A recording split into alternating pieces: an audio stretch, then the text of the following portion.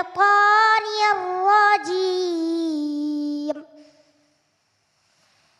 بسم الله الرحمن الرحيم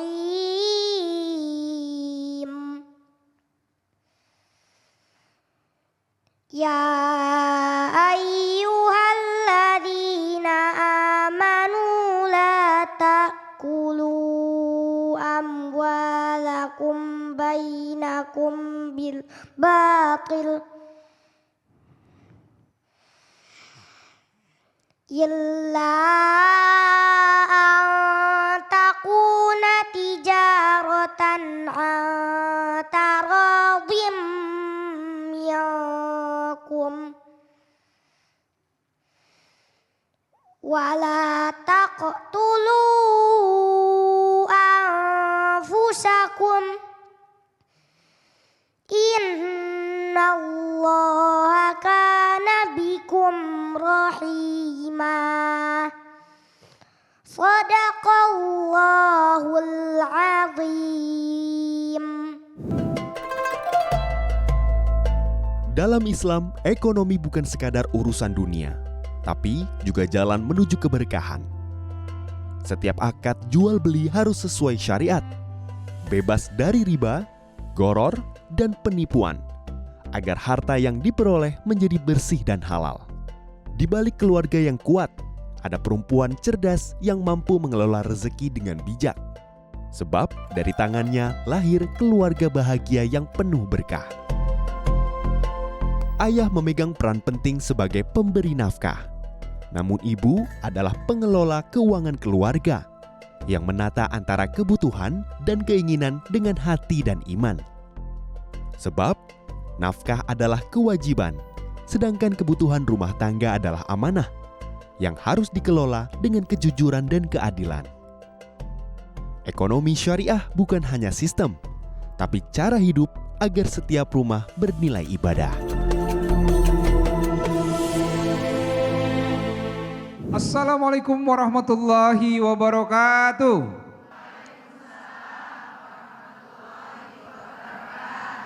Alhamdulillahirrabbilalamin. Allahumma sholli ala Sayyidina Muhammad wa ala ali Sayyidina Muhammad. Segala puji bagi Allah Subhanahu wa taala. Kita bertemu kembali di acara kesayangan kita, Kalam Hati.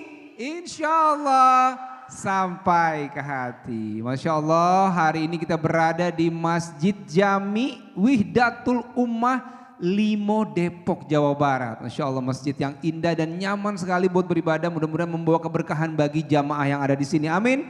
Amin ya rabbal alamin. Masya Allah, kita tadi sudah menyaksikan sebuah tayangan VT tentang ekonomi syariah dalam Islam. Masya Allah ya, mudah-mudahan ekonomi syariah semakin berkembang dan juga membawa kebaikan bagi umat, bagi masyarakat Indonesia. Dan apapun bisnis dan usaha yang dijalankan, selama di jalan yang baik, mudah-mudahan Allah berikan juga kesuksesan, keberkahan, halal, dan yang penting adalah kebahagiaan dunia dan akhirat. Amin ya rabbal alamin. Masya Allah, saya ingin menyapa nih guru-guru kita yang sudah hadir. Seperti biasa ada Bunda Yati. Assalamualaikum Bunda.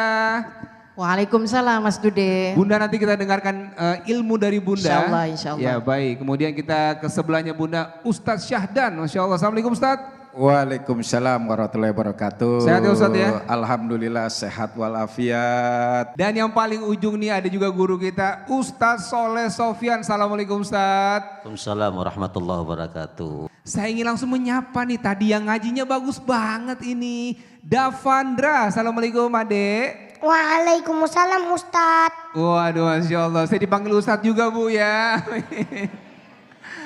Davandra, Om atau kakak nih ya, mau tanya nih ya.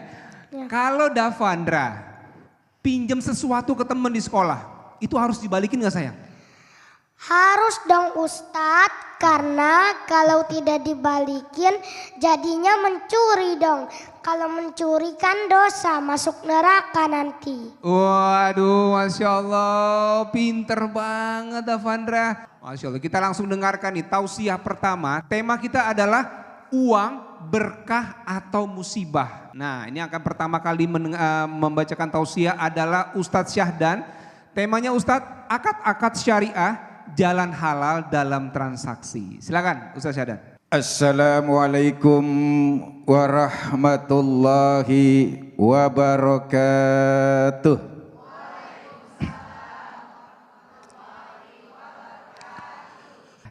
Bapak Ibu yang dimuliakan oleh Allah Subhanahu wa taala, ada pepatah yang mengatakan uang bukan segalanya, tapi segalanya butuh uang. Betul?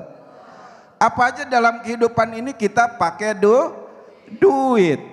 Bahkan ibadah saja kita pakai duit. Kalau mau sholat kan butuh pakaian, betul?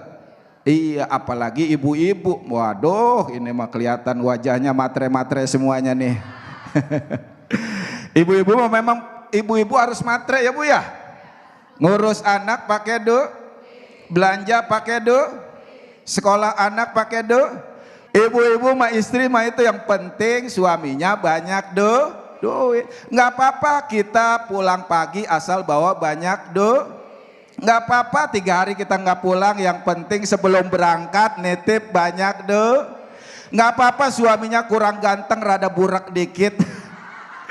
Yang penting banyak Tapi Bapak Ibu yang perlu dicatat, ya uang kita, harta kita yang kita dapat ataupun yang kita belanjakan itu bisa membawa berkah, tapi juga bisa membawa musibah. Tergantung dari cara kita mendapatkan dan membelanjakannya. Apakah dia sesuai dengan syariat yang telah ditetapkan?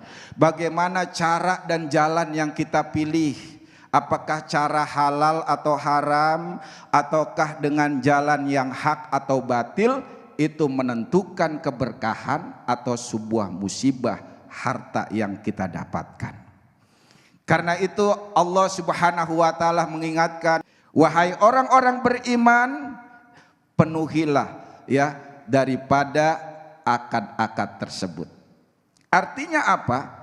Terutama dalam ekonomi Islam, kita tidak terlepas dari akad-akad syariah. Jadi harus diperhatikan dalam setiap muamalah kita, transaksi kita, ya. Entah itu jual beli, entah itu sewa menyewa, entah itu pinjam meminjam, hutang piutang, ataupun kita transaksi kerjasama, mudorobah, ya, musyarakah dan lain sebagainya, akad-akad syariah yang telah ditetapkan oleh Allah harus kita jalankan dengan baik. Kenapa? Kalau kita menyimpang dari syariat, maka bukan cuma dosa, tapi menjadi musibah di dunia, menjadi sengsara di akhirat. Maka Rasulullah mengingatkan kita. Jadi orang Islam itu terikat dengan syarat-syaratnya. Ya, dari antara akad-akad syariah itu ada yang harus kita perhatikan. Jangan sampai mengandung unsur riba. Jangan sampai mengandung maisir. Adanya unsur judi, goror, penipuan, kezoliman, kebatilan. Kalau kita jaga ini, insya Allah harta kita berkah. Kadang Bapak Ibu ya, kita jangan hanya sibuk mencari yang murah dengan cara mudah, tapi kita melupakan mencari berkah dengan cara syariah. Akhirnya Bapak Ibu, yang kita harus tekankan adalah bagaimana kita sibuk cari rizki dengan cara yang Allah ridhoi dan nikmati hasilnya dengan cara yang Allah sukai. Kira-kira nih ibu-ibu, kalau ibu-ibu ngasih saya surban, kira-kira untuk apa surban itu buat saya, Bu? Ibu pengennya untuk apa surban yang dikasih ke saya? Dipakai untuk apa? Untuk sholat, untuk ibadah, untuk ceramah, betul nggak? Tapi tiba-tiba begitu ibu bertamu ke rumah saya, sorbannya saya pakai keset. Kira-kira senang apa ridha apa suka? Sedih, marah ya. Sadan luar biasa, saya kasih sorban buat sholat ternyata buat keset. Gua nggak akan bagi lagi Ustaz Sadan. Nah itu baru kita sesama muslim ya. Apalagi Allah begitu juga. Maka setiap rizki uang yang kita dapatkan harus sesuai dengan cara yang Allah sukai. Semoga kita semua jujur, amanah dalam setiap transaksi. Amin ya robbal alamin. Masya Allah, terima kasih Ustaz Syahdan tentang akad syariah ya Bu ya. Jadi kalau belanja, kemudian transaksi, muamalah ya Ustaz ya, hati-hati. Jangan sampai ada riba, ada goro, ada maisir ya Ustaz ya. Maisir. Dan juga tadi, kalau jual motor Bu, jujur aja ya. Jangan sampai 3 kali pakai kata Ustaz, mogok lagi ya kan. Masya Allah, baik. Kita akan lanjutkan tausiah berikutnya. Nah, tema yang akan disampaikan sama Bunda ini pas nih buat teman hati semua yang perempuan, ibu-ibu ya. Temanya apa? Adalah perempuan cerdas keluarga berkah. Waduh, Masya Allah. Silakan Bunda Yati. Tausiah, silakan Bunda. Bismillahirrahmanirrahim. Assalamualaikum warahmatullahi wabarakatuh. Pagi-pagi buang sampah, lanjut minum kopi pakai roti. Hari ini kita kumpul di Masjid Wahdatul Ummah, ngaji kalam hati di Kompas TV. Pemirsa kalam hati di seluruh penjuru tanah air, Kompas TV yang dirahmati Allah, para besti jamaah rumil di Masjid Wahdatul Ummah yang saya cintai lahir dan batin, dunia akhirat. Mas Dude ya, Masya Allah, sayang ya Bu ya, kita udah tua ya. Ibu kenal suami saya? Enggak, padahal kita tetangga. Ibu kenal istrinya Mas Dude? Allah, nasib. Baik, ibu sekalian yang dirahmati Allah, giliran saya ini bicara tentang perempuan ya. Perempuan tidak akan pernah terkalahkan. Walau hari ini ada 2 ustadz, mari sama-sama dukung saya. Ibu, perempuan cerdas rumah tangga bahagia, betul. Perempuan kalau nggak cerdas, buat apa diambil jadi istri? Istri yang nggak mampu mengelola uang namanya istri jadi-jadian. Dan perempuan juga kalau kagak matre bukan perempuan asli. Betul? Matre itu penting. Kenapa? Dikasih uang 1 bulan sama suami, dia mah pergi udah kagak pulang-pulang. Makanya saya pernah nanya sama ibu-ibu, Bu, lebih baik gaji suami 20 juta sebulan jarang pulang daripada 20 ribu tiap hari pulang. Kan mendingan 20 juta jarang pulang. Betul kan? 20 ribu udah kepala enak puyeng. Kenapa Bu? Karena urusan manajemen rumah tangga diserahkan sama kita. Betul. Kalau kurang suami tinggal ngomel, kok kagak cukup? Emang kamu belanjain apa? Pengen protes takut durhaka, kagak protes berdarah-darah. Betul. Betul. Tidak ada yang tercela bagi seorang perempuan. Bahkan ibu sekalian, istri yang best seller, istri Rasul Shallallahu Alaihi Wasallam, seorang entrepreneur. Beliau seorang pengusaha dan manajemen keuangannya luar biasa. Kenapa rumah tangga Rasul perdana dihadirkan istri selevel Ibu Khadijah? Karena memang sangat dibutuhkan pada saat itu. Ibu Khadijah bukan hanya mensupport dakwah Nabi dengan ilmunya, tenaganya, pikirannya, kedewasaannya, tetapi juga beliau mensupport Ibu Aisyah dengan fasilitas hartanya. Makanya saya sering mengatakan ibu-ibu, kalau bicara tentang kekayaan, perempuan gak perlu dikhawatirkan. Ada ustadz yang bilang gini sama saya tidak akan memberikan kesempatan istri saya pintar cari duit. Maka kenapa Tat? Perempuan kalau banyak duit cenderung sombong. Perempuan yang mana? Di Rumil mah gak ada. Bu, perempuan yang sombong ketika punya uang, perempuan yang gak punya ilmu. Tapi kalau contoh dari Ibu Khadijah radhiyallahu anha, beliau adalah seorang perempuan yang kaya raya.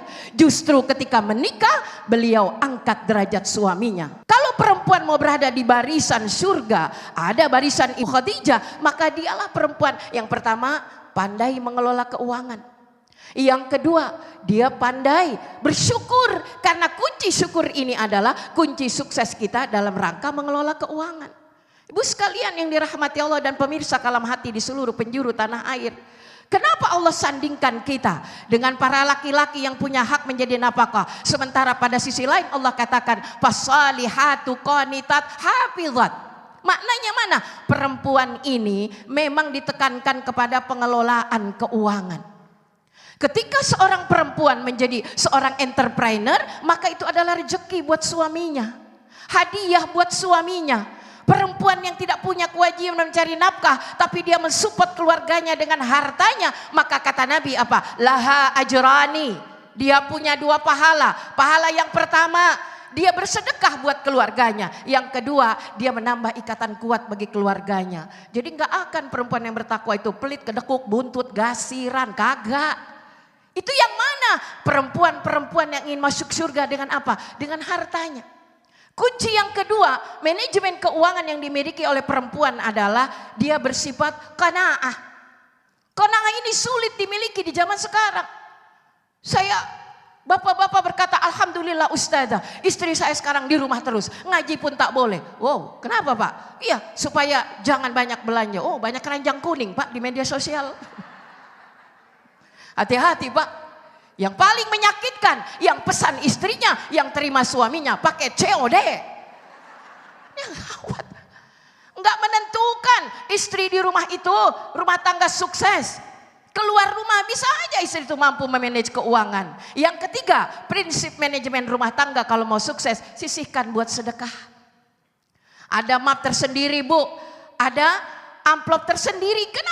Kalau mau mencontoh Ibu Khadijah, bedanya rumah tangga Ibu Khadijah dengan rumah tangga yang lain. Rumah tangga mereka punya anak yatim dan punya santunan sedekah setiap harinya. Maka inilah kunci kesuksesan. Kenapa Ibu Khadijah sulit untuk dilupakan oleh Rasul meskipun sudah punya ganti yang lebih muda dan belia. Yang terakhir, Bu, manajemen yang paling kuat, belanja dan belilah karena butuh bukan karena ingin. Wallahu a'lam bishawab. Terima kasih. Masya Allah, terima kasih Bunda Yati. Beli karena butuh bukan karena ingin. Pinter memanage. Wah, ini pesan buat para ibu-ibu ya, perempuan. Semoga istri saya, Ica nonton ya, sayang ya. Dapat ilmu dari Bunda nih, Masya Allah. Supaya bisa memanage dengan baik. Sudah baik sekarang ya, Masya Allah. Semoga semuanya baik ya Bu ya. Tapi kita akan dengar nanti tausiah dari Ustaz Shaleh Sofyan. Setelah yang satu ini tetap di Kalam Hati. Insya Allah sampai ke hati.